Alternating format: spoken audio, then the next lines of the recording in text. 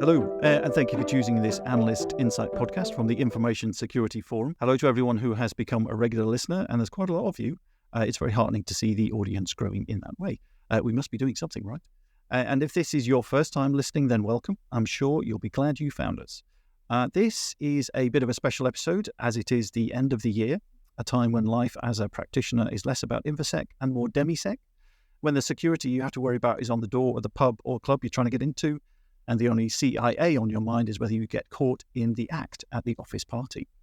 But to reflect that lighter tone, we're not going to be talking directly about information security, but we'll be talking about books to do with Infosec, cyber, and IT. My name is Mark Ward. I'm a senior research analyst at the ISF, and I'm a bit of a bibliophile, and I'm really looking forward to talking about one of my defining passions. I'm not alone. I'm joined by a whole gaggle of book nuts, if they don't mind me talking about them like that. We've got here Mark Chaplin, a principal at the ISF and an inveterate book reader. Hello, Mark. Hi, Mark. Glad to be here. Looking forward to it. Good to have you. There's Paul Watts, a distinguished analyst at the ISF who also reads and reads and reads. Yeah, and I've just finished Green Eggs and Ham by Dr. Seuss, so I'm ready to level up now. So looking forward to getting some good pointers on my next bookie walk. The Very Hungry Caterpillar. It's a classic. Perfect. Thank you, mate. And completing the lineup is Alice Violet, our AV expert who usually edits this podcast, but she helps other cyber organizations make podcasts and other media and has a long history in the sector. Hello, Alice. Hi, thanks for having me. Exciting to be in front of the mic this time. Indeed. Great to have you here. So do you know what occurred to me just now is that this is like Congress, where most of us were involved in, and all of us were involved with getting that podcast done on the main stage. So are we getting the band back together? Are we Fleetwood Mac, Carpenters, or perhaps a more modern equivalent? I don't know. Well, it's nice to be back. Take that. Yeah. Who's going to be Robbie? No comment. Yeah, no that's comment. not It's Esther. Esther's Robbie because she's left. Anyway, yes, maybe moving on. The format for this episode is that we have all chosen a book. And we'll now go around and briefly talk about those and field questions and comments from everybody. So we'll start with Mark Chaplin. Mark, you've chosen Cybersecurity First Principles by Rick Howard. That sounds kind of serious. Is it a bedtime book or? So this is an interesting one for me because despite the industry that we work in, cyber books are not the most common type of book that I read. So I'll give you an introduction, then maybe explore a little bit what caught my attention, why I've read it, and why I'm actually talking about the book on this podcast, because I think it's got a lot of really important content in it. So first of all, it's written by Rick Howard, who is the chief analyst and senior fellow at the CyberWire podcast network. So very, very familiar with podcasts. I've actually messaged him last night to say, you should be on the podcast. So maybe we'll explore that next year, Mark. But he's also been a chief security officer for a number of high-profile tech companies, and he's also been a commander for the U.S. Army's Computer Emergency Response Team, and he makes some references to that in the book.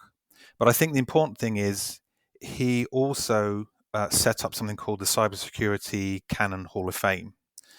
So he's very familiar with a lot of the books that, all of us have probably read over the last, decade, maybe a couple of decades. He's incredibly well connected and he knows his stuff. But why did I actually read this book? Well, first of all, it was brought to my attention by a comment that Doug Hubbard had made on LinkedIn when Rick published the book early this year. And secondly, when I started reading the book, I realized that he was focusing on what he sees as the first principle of cybersecurity, which is to reduce the probability of material impact to an organization due to a cyber event. And interestingly enough, that reflects our two primary objectives of risk management, which is reduce the frequency of loss events occurring, the bad stuff happening, try and reduce that as much as possible. And the second is to reduce impact, typically financial impact to an organization. So there was already a synergy there between his thinking and what he wrote about in the book. And really what, we're trying to help our members within the ISF achieve and why they're members. So first of all, first principles, that caught my attention because as we know, first principles is about critical thinking. It's about breaking complex things down to their sort of atomic level, and then you can build solutions up from that. And I think that's really important because, if you go back to Aristotle, he applied this principle. And then you look at sort of recent business leaders like Elon Musk and Charlie Munger, they also apply those principles. So the concept of, reverse engineering the challenges that, we're experiencing, our organizations in the membership are experiencing, is really important. And that's what you do, Mark, in the research team in ISF, is to apply these principles. So really, just to summarize the book, Rick proposes 5 strategies which underpin these first principles. Zero trust, which is about doing security properly. Intrusion kill chain prevention, which is very similar to the ISF cyber attack chain. It's about understanding how threats, cyber attackers work. Thirdly, resilience, which is the number one priority for every organization that we work with. Risk forecasting, which is really where Rick's, identified some of the sort of forward thinking, predominantly around Douglas Hubbard's work. And finally, automation, which I think is still in an embryonic stage, but in order to meet some of the sophisticated challenges that we face as organizations, you need to automate that. And then finally, in summary, the reason why I really like this book, it's chock full of facts, history of cyber, the origins of capabilities. It's splashed with humor and anecdotes, which keep you reading. And there's some cool statistics in there that I think any cybersecurity professional can have up their sleeve. Certainly helps them engage with the business, engage with executives, etc. So hopefully that gives you a little bit of an idea of what that book covers. And it was just a really good read. I've got my team reading it now. It's a really good primer, I think, for how organizations should be approaching cybersecurity. I wonder, does it move things on, or is it just sort of summarize what the sort of those feelings within Infosec as a kind of discipline, I suppose? I think it puts a stake in the ground to explain how we got to where we are today. But I think more importantly, he takes the conversations around risk forecasting, risk analysis, and applying some of the more progressive approaches and techniques, such as modeling, simulations, Monte Carlo, etc. Even Bayes' theorem he covers in it.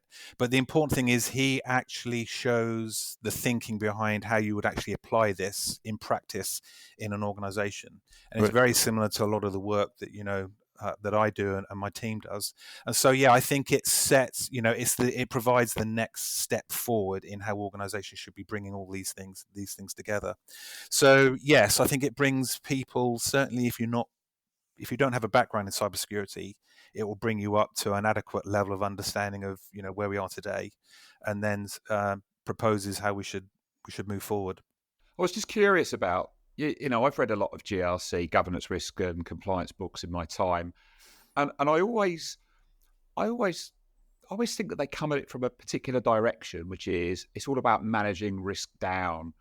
What about, does the book cover in any way the notion that actually risk management can be gained to drive competitive advantage, and actually risk should be something that should be tamed and managed rather than something that should be controlled and put in a box? Does it look at it from that angle at all, Mark? Yeah, I think Rick's background is very much technical in nature. So there is a majority of content which is technical in nature. I think how he suggests how these things should be brought together, how you collect metrics, how you take a more data centric approach, and how you apply it is important. It certainly reflects a lot of our thinking around, if you get this right, you're going to be in a much stronger position as a security or a risk leader in engaging with executives, business leaders, the board of directors, etc. So he certainly touches on that. And I actually think it's a really good step forward to bring a majority of technology, information, and cyber professionals, specialists, for want of a better term, how to help them get to a point where they're going to be in a stronger position to make that engagement. So, a lot of the work that we're doing, Paul, as you know, is focused more on business engagement, alignment with an organization's broader approach to managing other risks like political risk, contract risk, project risk, credit risk, all of those different types of risk. So I think it certainly is.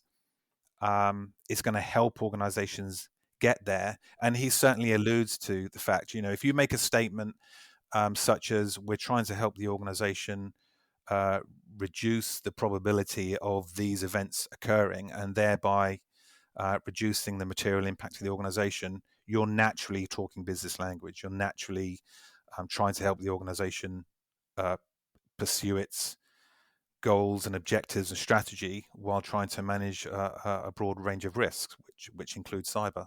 Yeah, it sounds like the kind of thing I should be reading, because I'm certainly conscious that my knowledge is in small silos, and if there's something out there that can link it all up, that would be useful. Yeah, it sounds like a good one to check out.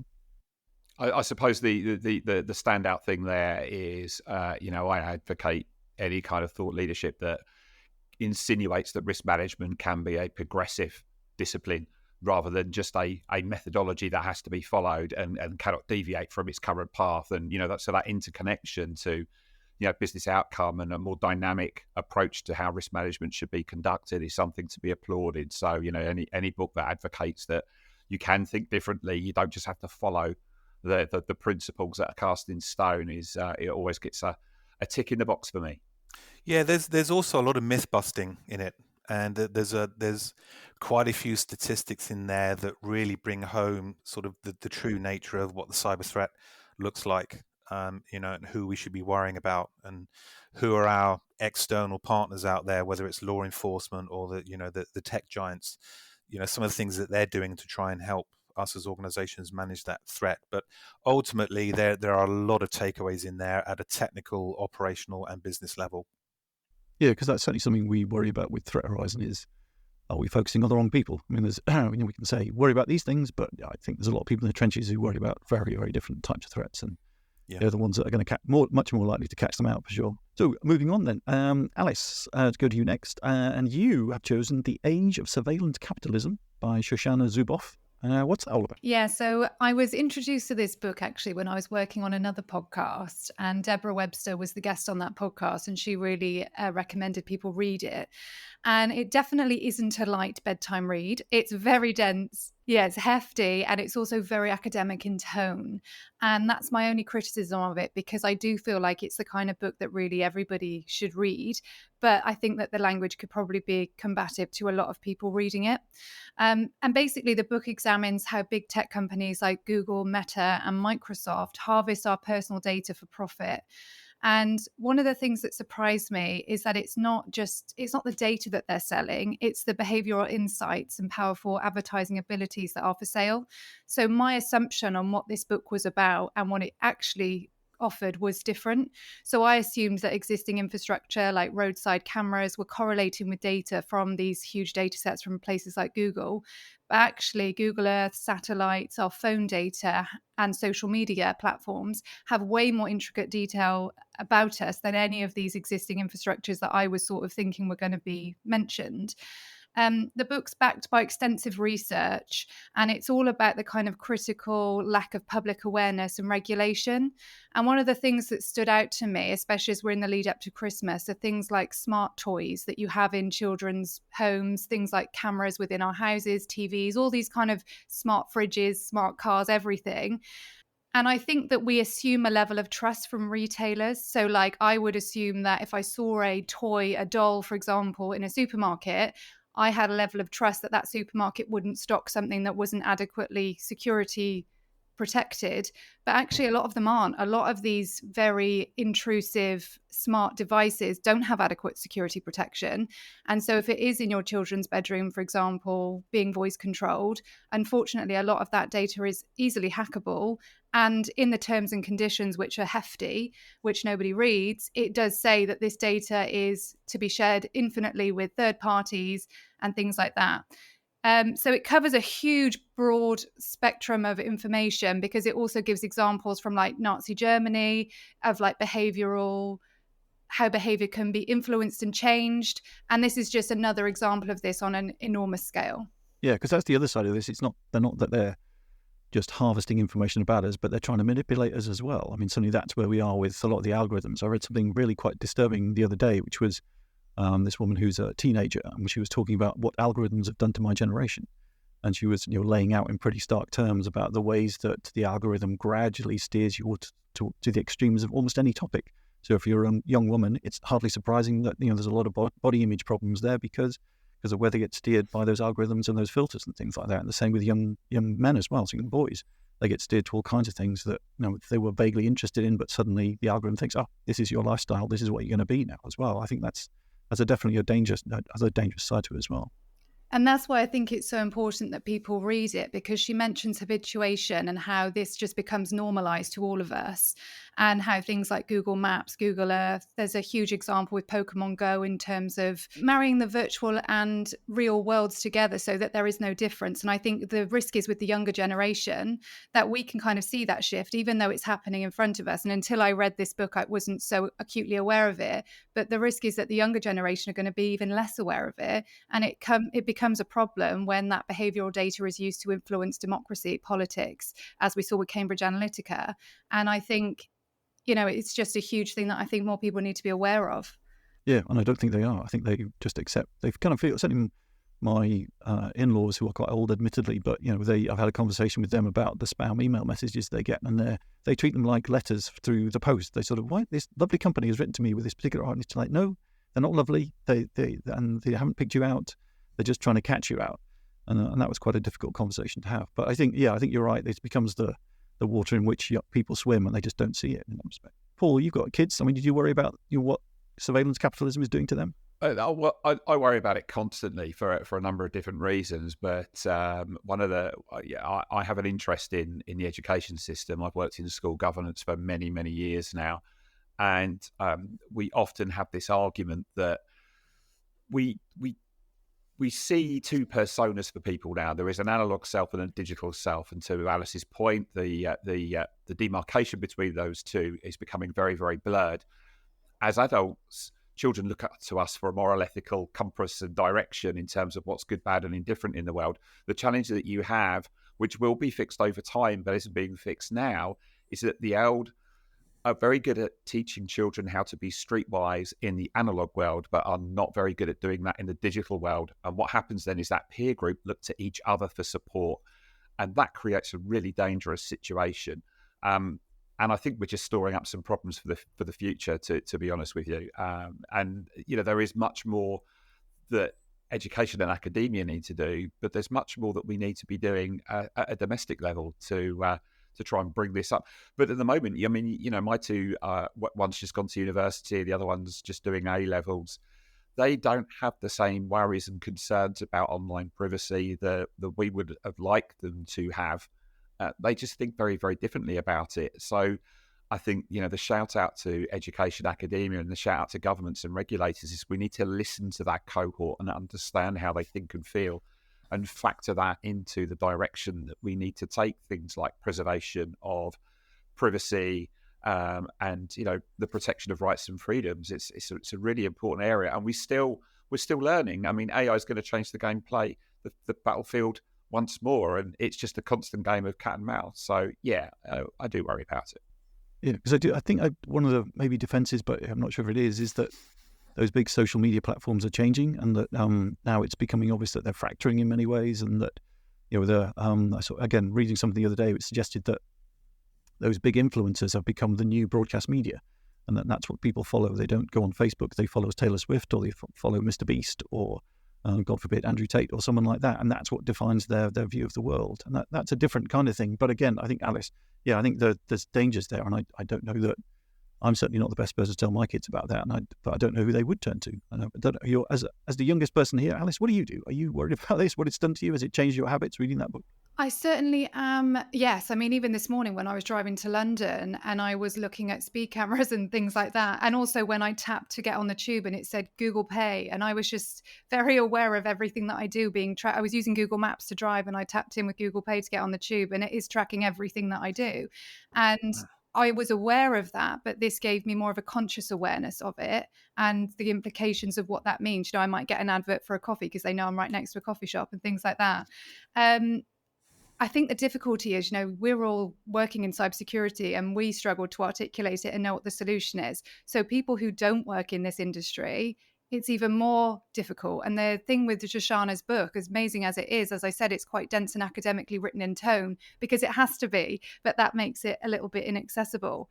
And I'd be interested to know what you guys' thoughts are about things like terms and conditions, which take on average 45 minutes to read for every single thing that we use. What is the solution there, do you think?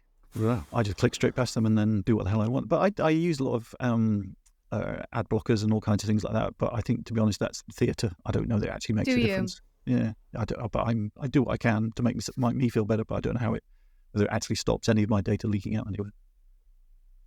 I think the change that's required is at a very, very high level. Organisations create those T's and C's knowing full well that they're not going to be read by the vast majority of people, and they hide behind them. They exploit the fact that they're big and chunky and weighty and written in legal language that doesn't, it just doesn't appeal or resonate with the vast majority of consumers. Now that exploitability needs to be addressed. That's only going to be addressed through the assertion of regulatory standards that compel the transparency to be put in place. Well, we are some way away from that ever happening. In the meantime, you've got these, these privacy lobbyists and so on and so forth.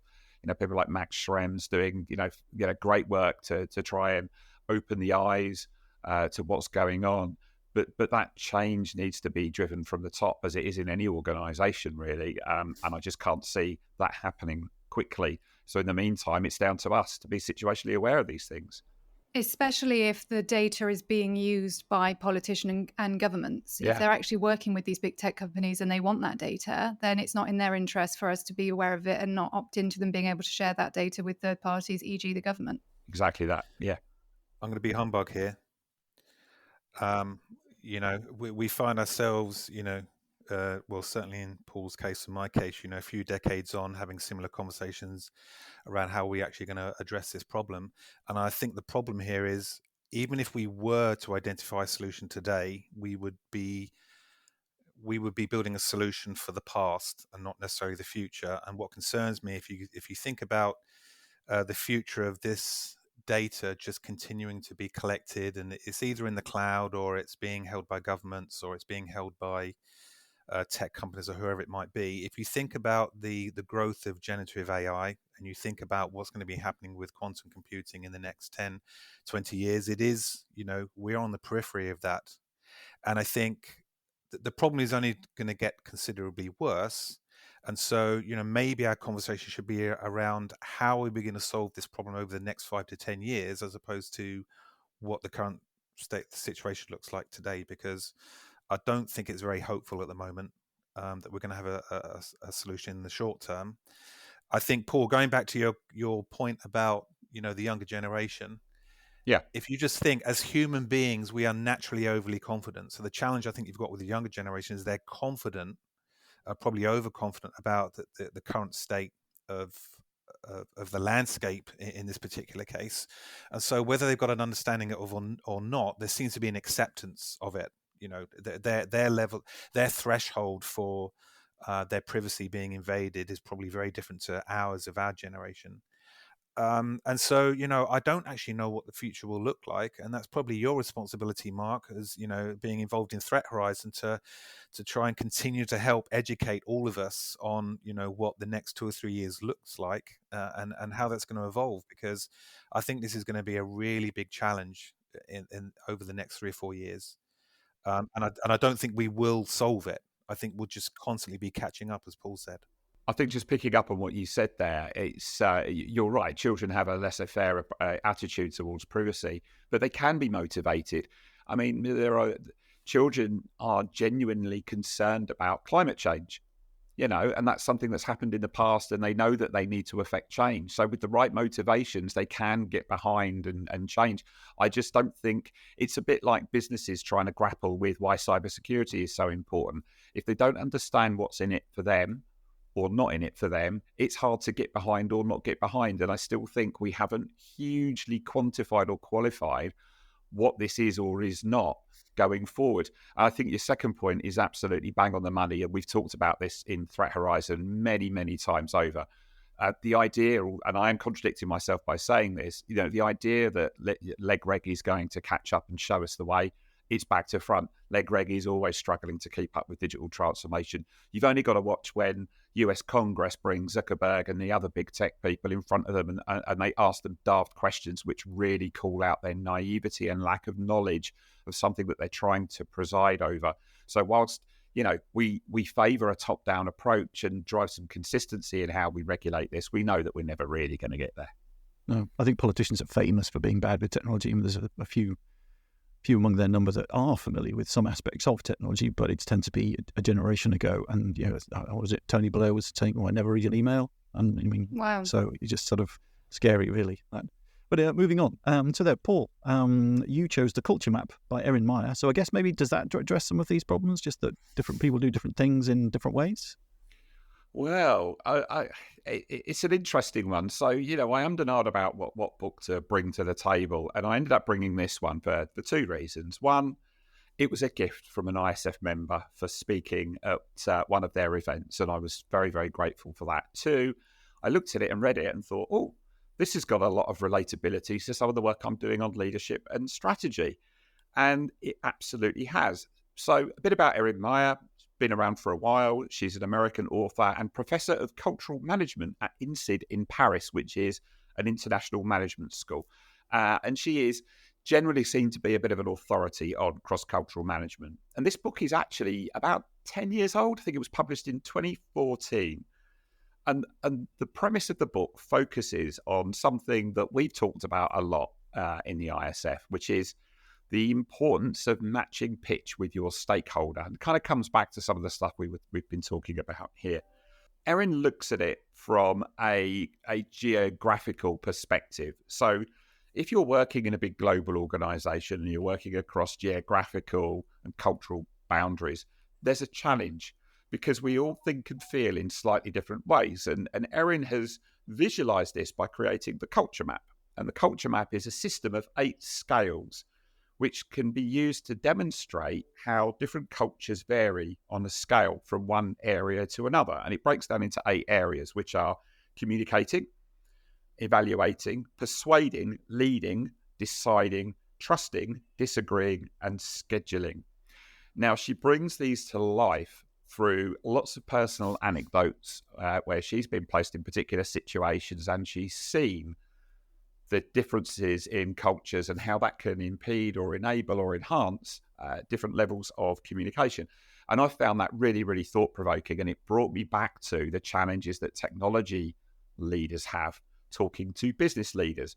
Because again, culturally, they're at cross purposes with each other. They're talking different languages. And there's a lot that I could take away and reflect on in the context of security leaders. It requires a lot of patience to understand. And she goes on to say, through the learnings in the book, if you think about this in the context of stakeholder management, think about where your different stakeholders sit on the culture map and start to recognize the differences in the way that you act and think and feel and communicate with them, and start to factor that into the way that you communicate. For example, the way that we communicate via email versus phone or versus face-to-face. If the culture is relationship-based, email is not a great way to build a relationship. You should start with something more informal, something that's face-to-face, something that's in person. And then when you've established a degree of trust and a way of working between each other, then you can move to these more direct methods of communication, such as email.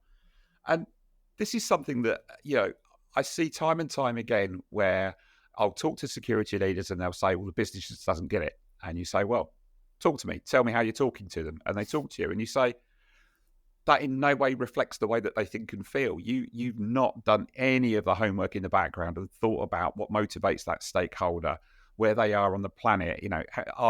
Like, for example, Americans are very direct, whereas in other parts of the world, such as Asia Pac, for example, they like to talk around the subject, and you have to bring in things like body language and expressions and tone of voice and start to insinuate what they're trying to say.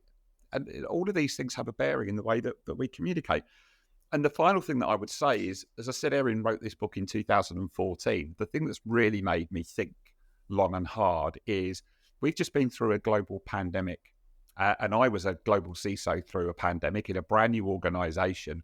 And all I had to communicate with my stakeholders was a new piece of technology that the vast majority of us didn't really understand. If I had read this book prior to that, maybe the way I would have engaged, albeit through 21st century technology, would have factored in some of the considerations that I now know and understand. And maybe my approaches would have been different.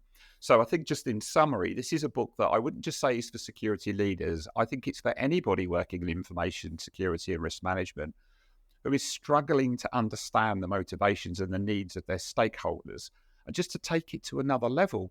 Just think about how that person thinks and feels, and just recognize that we're all different. And actually, it's about leveling that playing field. It's about matching pitch. So yeah, that's what I took out of that. It's a great book. Yeah, I had a quick look at it, and one of the anecdotes was about British people and how reticent we are, and how often we don't give the praise, and just it was just that cross-cultural mistranslations that mess things up. And I think we absolutely do inhabit different cultures. I think that you're trying to get at that very much in leadership. I don't know, Mark, do you see that in sort of organisations you work with? Just that one of the jobs you're doing is acting as a diplomat and a translator. Yeah, I mean, it does seem like for at least 20, 30 years we've been talking about, the need to communicate effectively and articulate. And I think, Paul, you're alluding to some traits there around empathy and actually trying to look at things from the perspective of the other person, which of course is something we do very much on the research side when we're writing reports. So it really is, that's embedded in our thinking in the ISF. And because we've got a global membership, it means we are engaging with different cultures. So I think it's natural for us in the ISF team to think like that. But I just wanted to highlight something which I think is probably relevant here as well. That book, Paul, is on my reading list, which continues to grow day by day. But I did read a book a few months ago, which she co-authored with Reed Hastings, from who founded Netflix, called No Rules Rules. Now, this is quite interesting from a culture perspective, because Netflix have what I describe like an operating model of ultra transparent, a little bit like Bridgewater Associates. And no rules means they don't have an expense policy, they don't have a holiday policy, because of how they've built the company and what they expect from their staff. They don't need these things. But it's interesting, Paul, when you talk about these different cultures, because Netflix, when it's had to set up operations in different parts of the world, they've had to deal with what you've described, Paul. In Asia, there's a very different way of working in Europe to the US, etc. And I think it does highlight the fact that whatever role we play in helping organizations manage cyber risk, we've got to take into account not just the culture, but the fact that there is a great deal of diversity in organizations. And when you're talking to the board, that's often a different engagement with the executive committee and the audit committee, to the business owners and the asset owners, all the way through to technology people, security people, risk people. So I will read that book, but I think my learnings, Paul, from the summary there is we need to continue to think about the collective group of people that we're engaging with. It's not just about us and who we're reporting to; it's our teams. And then it's the people who we're actually engaging with, and understanding what does the world look like from their perspective. Because when you understand that, you can communicate far more effectively. Yeah, I think one of the things that I've noticed through my years of working in cybersecurity, certainly in a leadership space, is sometimes teams in security can be left to their own devices. And I'm not picking on any particular group, but I am going to pick on risk management teams, because I think they tend to sometimes see the world through a risk register. And rather than look through the lens of a risk register, what they need to be doing is taking that learning, that listening, and that empathy, and just taking a moment to understand exactly what it is the business does. What motivates them to get up in the morning? What are their challenges? What are their hopes and fears? And then look back through the risk register to the risk management processes. And actually, that can be a real eye-opener. And it's something that should be encouraged in all security teams. It's very easy for tech people to work in a silo, but technology has become so intertwined with the day-to-day fabric of business that it just can't work like that. That's a 15-year-old mentality. Technology people have to recognize that the only reason they are there is because the business exists. So if you don't understand what the business is trying to do, you can't add the value that you think you're adding. And it's just vitally, vitally important. And you're absolutely right. I mean, with organizations like Netflix being so incredibly globalized now, this is something that they just have to do, or they're going to fail. It's as simple as that. I'll just say, Paul, I think if we were in the same studio, you would be kicking me under the table as you picked on that particular group. But I think it's absolutely right. Whatever group it is, we exist to serve the business. And, it is about understanding the business, how the business operates.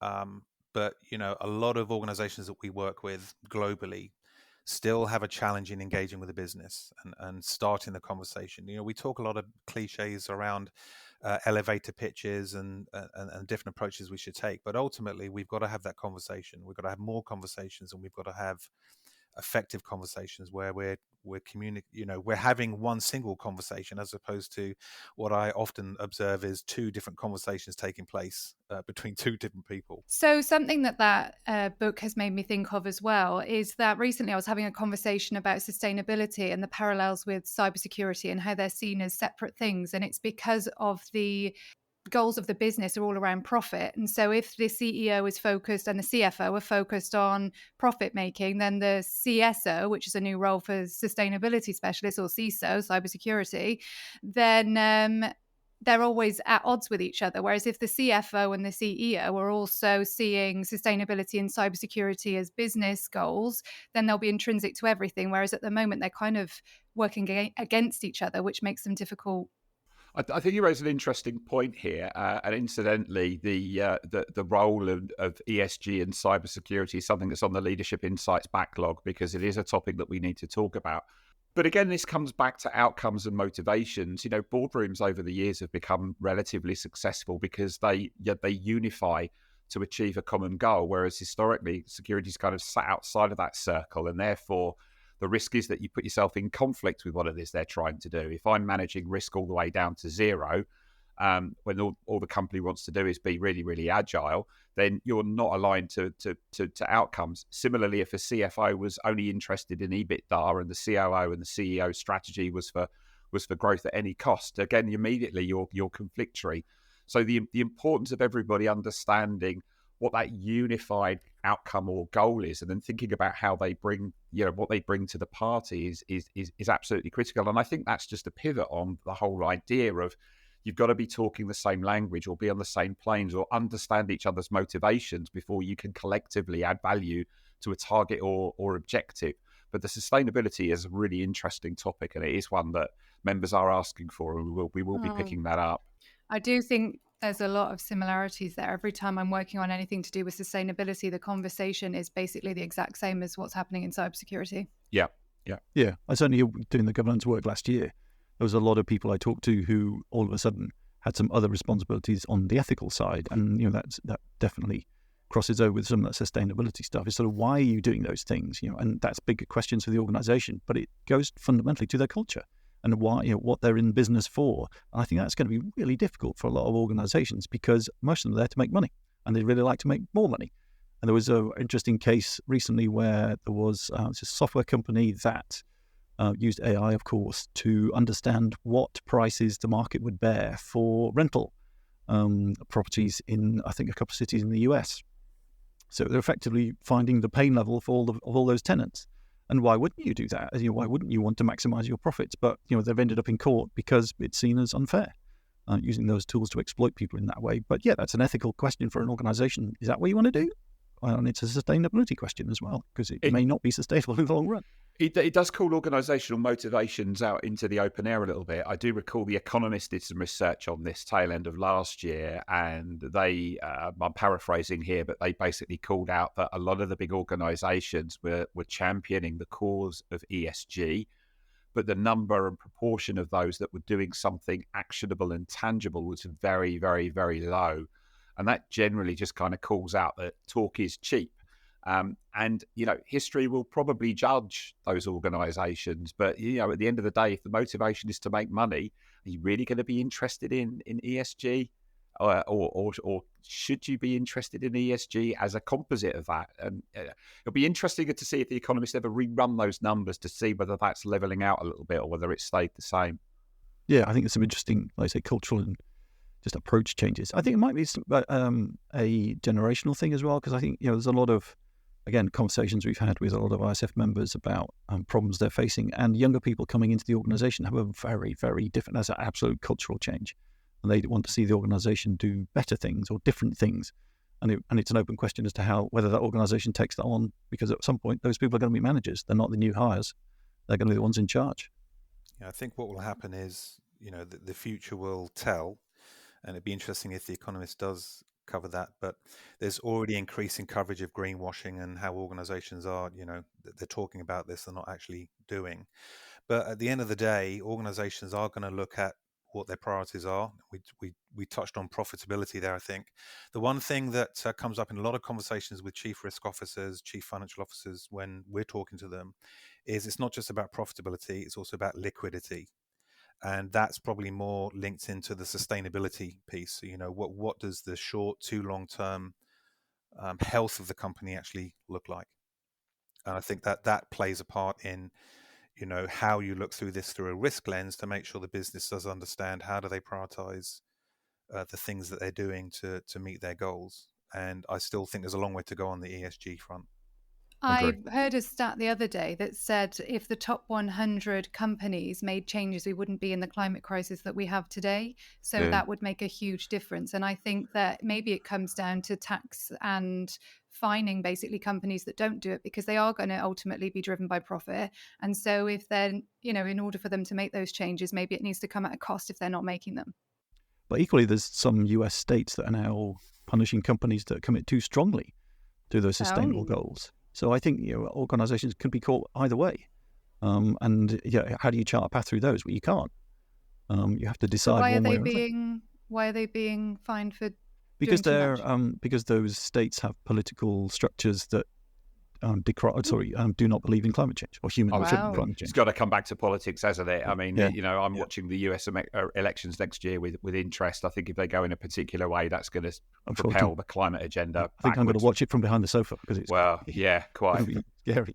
Anyway, moving on. So the book that I chose has the great title of The Cult of the Dead Cow. It's by another journalist called Joseph Menn. And The Cult of the Dead Cow is a hacker supergroup. And it's a slightly shadowy organization. It occasionally pops up in publicity, and certainly as a journalist, I tried to court some of the members of it because they were massively influential. They defined the way that security researchers acted, the ethics, the culture, and certainly the way they operated. And they encouraged a very open, transparent, and sort of disclosure-led way of doing that research. And that book, because I talked to a few of the members of that group, and talked to a lot of other security researchers as well. That book just put everything in place. It's basically a history of the Cult of the Dead Cow group. And it was just fascinating to see how that group changed. And, it started off as a small, very select group, self-selecting group in some respects. And then as the internet changed and became the web, and as that grew, then it became undermined by its own success in some respects. And there were splinter groups and offshoots, and now I think its influence is definitely waning. But it was just fascinating to me because, like I say, I've talked to a few of those people, reported on a lot of the incidents they were involved with, and it was fascinating to look behind the curtain and go, oh, those guys, that's who did that. Oh, right. And then those people have popped up all over the place, and now some of them are absolutely. I think some of them worked for the White House in sort of senior cyber roles, or at Microsoft. They're huge. The wizards behind the curtains in some respects. Really fascinating book. No, it puts me in mind of going back to the 80s. The days of people like Captain Crunch and the 2600 magazine and bulletin board. All those guys. It was an amazing time. I hadn't even realised that was still going forward. I know I've got that book. It's sat in my study waiting to be read. So I'm definitely going to have to prioritize. Well, I reread it for this, and it didn't land with quite the same power as it did first time, because it was that revelatory. Oh, that guy. There's a lot of moments like that while reading it, but it's still a good read. It gets a bit, and then she said, he said, they did, he did towards the end, because it's a history of things. But it makes sense of a lot of history of the early internet, and certainly here security history as well. So I think it's for me. It's just I'm having flashbacks to when Cult of the Dead Cow was a very prominent name up there with some others at the time. I think for me in my career, it's not. I'll have to read it to remind myself of the story and maybe fill in some gaps. But I think many of us maybe at our stages of our careers have gone through various eras of different things that we focused on. And, certainly Paul and myself are operating in a leadership space where we're talking to boards and we're talking to executive committees and non-executive directors. So it's a very different conversation today. But I think, like the First Principles book by Rick Howard, it sounds like it's a book that would fill in some gaps or bring people up to speed on, okay, what did the 1980s and the 1990s look like as a precursor to the landscape that we're dealing with today, which I think is actually significantly different to what it was back then. They've shaped it definitely, and it's different, but it's still, there's a lot of security by obscurity out there. There's a lot of people trying to get away with things. I think that's very true of security companies. That's their main shtick, was trying to hold people to account and trying to improve the world, which was quite a noble aim, even if sometimes it got diverted by realities. Well, they probably struggled with, hackers. What were hackers back in the 80s and 90s? They were no more than electronic vandals. The idea, even some of the early viruses like Cascade or Form, they were written like pieces of graffiti. People wanted them to be seen. The notoriety was there. I mean, the late Steve Gold and Robert Schifrin, and the Prince Philip Prestel hack. We all looked at that and went, "Wow." Joe Public didn't bat an eyelid. It wasn't particularly interesting back then at all. And, the world has massively changed. We now have the idea of hackers that are a force for good and hackers that are a force for evil, and hackers that sit somewhere in the middle, the idea of black hats, white hats, and grey hats. So the world around us has changed. So, whereas the cult of the dead cow have been trying to do the right things and almost create some semblance of internal regulation of that community, they've had to deal with the fact that, and again, this comes back to the challenges of business, is the general public just didn't understand who they were and what they stood for. So they've had quite a tough time of it. So kind of put themselves on a map. And then, quite a few people wanted to keep the faith, wanted to keep it pure, didn't want to make any money out of it. And then there were other people who accidentally or by design did make a huge amount of money out of it and became very influential is the wrong word, but sort of significant for other reasons that those old style hackers didn't really rate. You're influential because you've got a big company, you've got a lot of money. Does that matter? It was very pure in that respect. They're engineers first and foremost. Well, this is it. A lot of great security researchers aren't in it for the money; they're in it for the kudos. I mean, organisations that have set up bug bountying, and I've written some bits and pieces on this in the past as well. But with a lot of them, although of course it's a great way for these people to turn their interests and hobbies into something that feeds and waters them, absolutely. But for a lot of them, it's just they just want to be acknowledged that they did a good thing, and actually that notoriety is just as important as making a few quid. Whereas others just want to monetize it for good and for bad. I do wonder how some of the more modern, more prolific, or more notorious groups like Anonymous have taken their cues from the behaviours and the teachings and the work of organisations like the Cult of the Dead Cow. I just wonder whether they see them as influential in the way that they think and feel, or whether in some respects they're keeping the faith because they are trying to expose some of those problems and some of those, they are trying to do, I guess, in some respects, trying to do the right things. But there's a lot of activism out there that is not as well aimed, that's for sure. Yeah, I think it was just fact. Yeah, I mean, things have moved on enormously, and I think that's why it's a less relevant book now, because unfortunately those guys don't have the call that they used to. I think the thing that's quite interesting with all of these is that those communities, and if you go back historically, those communities, they do stand and protect each other. There is a huge body of knowledge in those groups and communities as well, and they want to do the right things. But for as long as government and law enforcement can't control them, they will potentially be personified as adversarial and threats. And again, that's something that they've had to deal with for many, many years. I mean, it's less true now than it was, but yeah, it's definitely they're definitely still there. Yeah. There's one question I did want to ask, and to be honest, I'm possibly risking ridicule by asking this, but hey, why should today be any different?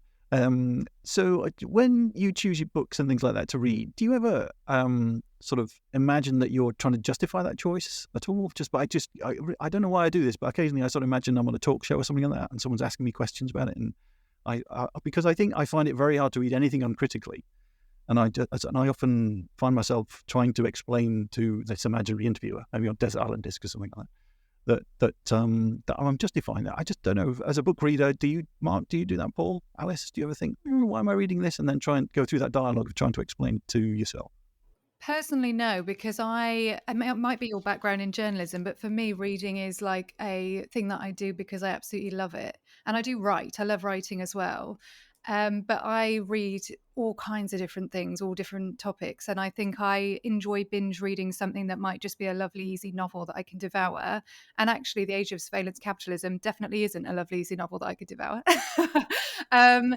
But, I think for me, no, I read because I'm interested in learning. And actually that book particularly asks more questions than it answers. And it's great for inquisitive minds. And that's exactly what I read for, is to learn and be exposed to different things, I think.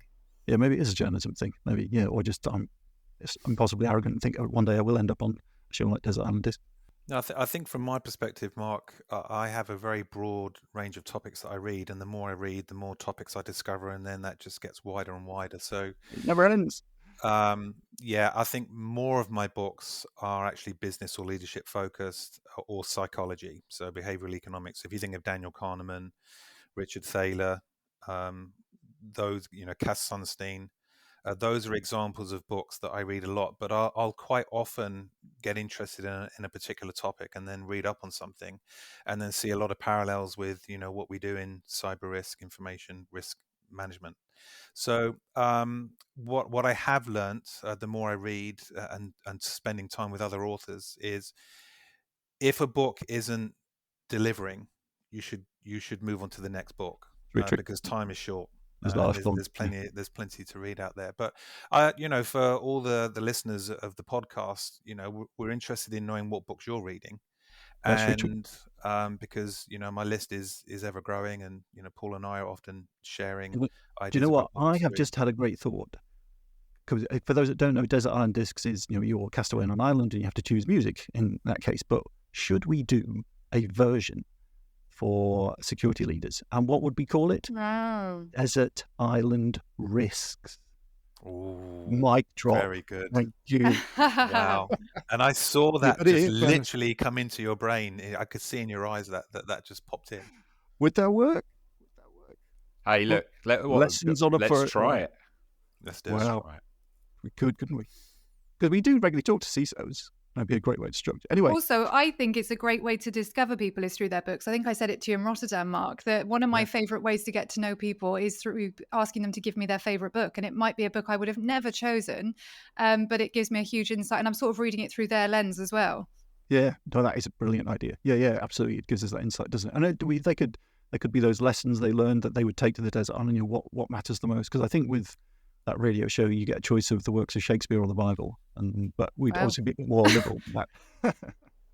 Write it down. There's a podcast. There's a podcast guy by the name of Neil Pasricha.